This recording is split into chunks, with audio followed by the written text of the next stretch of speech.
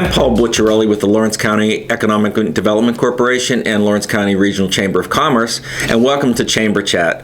Our guest today is Kathy Strobel, who is the Coordinator of Business Training at Butler County Community College and also a WEDNET partner. Kathy, welcome to Chamber Chat. Thanks, Paul. Great to be here. So happy you could join us. So maybe we could start by having you explain a little bit about what WEDNET is, its mission, and how it works, because I think it's a great program that's probably underutilized with our area employers. Absolutely, I'd be happy to. So WEDNET is a state-funded training grant that began in 1999. So it's been around for a number of years. It is funded by the DCED, or the Department of Community and Economic Development, and it was began essentially to assist companies across the state in maintaining their competitive edge. So providing funding for them so that they can provide skill-building training to their employees and remain competitive. So the gist of the program, as I understand it, Kathy, is that employers can be reimbursed for certain kinds of training that they do for their employees. Is that correct? Yes, absolutely. So this grant, it's an annual training grant, and companies can apply or need to apply each year for the grant. The grant is open to companies primarily industrial, commercial in nature, anything from manufacturing to logistics and transportation, construction and building. There's also eligibility for companies in healthcare, such as nursing homes, primary care hospitals, assisted living facilities, mental health facilities. So there is a lot of eligibility for companies across the state. And essentially, companies apply each year for this training grant, and eligible training that they conduct from July 1st through June 30th would be covered or reimbursed to them. Companies can receive up to $5,000 back for each employee that participates in eligible training. Wow, that's really great. Up to $100,000 per company, depending upon availability of the funds. It's a program that's very much supported by the state.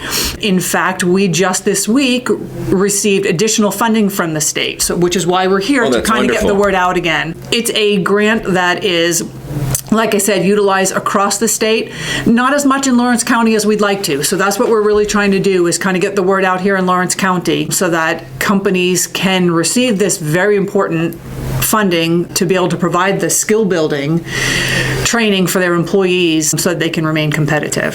So I know that a lot of local community colleges and traditional colleges are involved in the program with the administration. Can you talk about how that works? Yeah, absolutely. There's approximately 24, 25 what we call partners across the state, and we're situated geographically throughout the state to try and reach as many companies as possible. And each of us provide support through the company. So we will help you through the application process, all the way through putting together your training plan, any questions that you may have, submitting your invoices, and then also sending you a reimbursement for the check. So everything with WEDNET is done online through a system called Isaac. It's very, very simple, and we can all help you with the process throughout.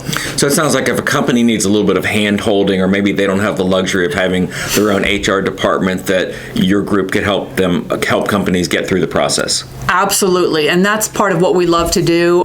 We have companies that participate with us that are small companies all the way up to very, very large companies, and very often it's the small companies sometimes that need the help because they don't have somebody that's primarily dedicated to training, or they've got one person who wears many hats, and so we're able to help them throughout the process. I think smaller companies especially think that it's overly complex and they don't have the resources, but it sounds like if they need the help, that you could really walk them through that. And absolutely. They're probably missing out on a program that would really benefit them as well. Absolutely. So in terms of the training reimbursement, is it limited to just outside resources, or can internal training be reimbursed as well? No, absolutely. So the beauty of this training grant is that the company is able to select what type of training their employees need and who conducts the training, so what training provider they're going to use and what avenue the training is going to be conducted. Is it in-house? Is it external training? Is it online? Is it even training libraries are eligible?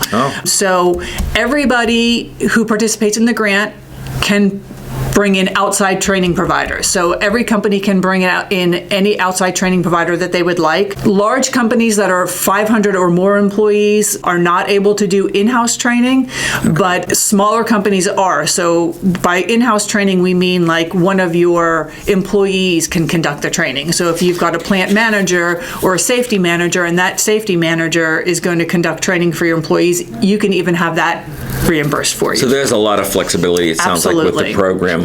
So maybe without divulging any names, can you share some examples of success stories that you know that would reflect the value of the program?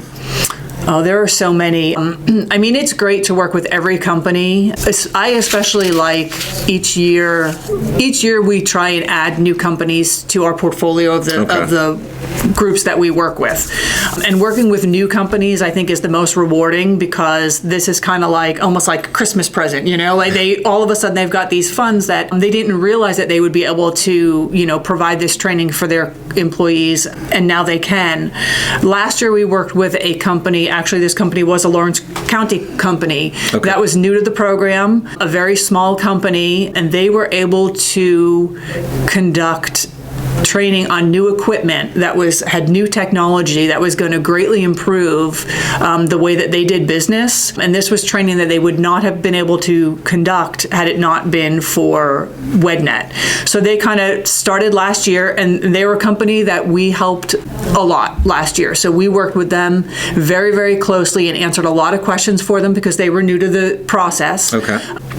They were able to conduct this training for a couple of their employees last year, and they just kind of started small, just with one training event. This year they're back with the grant, and they have 3 or 4 training events on their plan, and they've already finished 2 of them, and they're moving on to the rest. So it's a great success story that they came back and are expanding. That's wonderful, and I think once employers see the value of the program, then they probably are repeat customers and add to the number of employees that are participating as well. Kathy, I understand there's maybe a different level of reimbursement for technical versus non-technical training. Can you talk a little bit about that and what the distinction is? Well, in past years, there absolutely was. So anybody who's familiar with WEDNET and has participated in the past, there was a distinction between training. Currently, though, the rules have changed, so there is not anymore. Currently, it's just $2,000 per employee for any training that they may participate in that's eligible. So that simplifies it right there. Absolutely, it simplifies it a lot. And I will let you know that there is, like I said, companies are able to decide which training is best for their employees or for their company. Just to give you an example of, I could never list all the kinds of training that are eligible, because it really depends upon the company. But you can do anything from safety training for your employees to, if you're a manufacturer and you need to do CNC training or blueprint reading training, industrial math, something like that would work. If you are a healthcare agency, a primary care hospital, and you want to do electronic records for your patients, or infection control, COVID control, there are thousands and thousands of different types of training that you can participate in. And I noticed on the website there's a huge laundry list of types of training, so anybody that would be interested can find a lot more detail. So Kathy, if a company is not involved and they're curious or want to get involved, how should they start the process to participate? They can simply go to www.WEDnetPA.com, and they can find all the information there. They can also contact me at Butler County Community College. My name is Kathy Strobel, and I would be happy to help them answer any questions they may have and send them some more support materials. Well, that's great, Kathy. This sounds like an exciting program, and I really encourage more Lawrence County employees to participate in it. So when you're not busy administering WEDNET and acting as business training director at Butler County, what do you like to do in your spare time? I have 3 children that keep me very, very active, so we're running with them, but I'm an outdoor kind of girl. I like hiking and I like camping. I'm an outdoors kind of person, so anything that I can be doing outdoors. So you have to enjoy this weather we're having currently, right? Yeah, I don't mind it for a little while, then I'm ready for spring again. Right, I understand you completely. Well, Kathy, thank you so much for taking the time today to share this information about WEDNET with our audience. As mentioned, you can reach out to Kathy directly, go out to the website that's on the screen, or certainly call me at the Chamber and I can point you in a direction as well. So thanks to our audience again today, and we'll see you at the next Chamber Chat.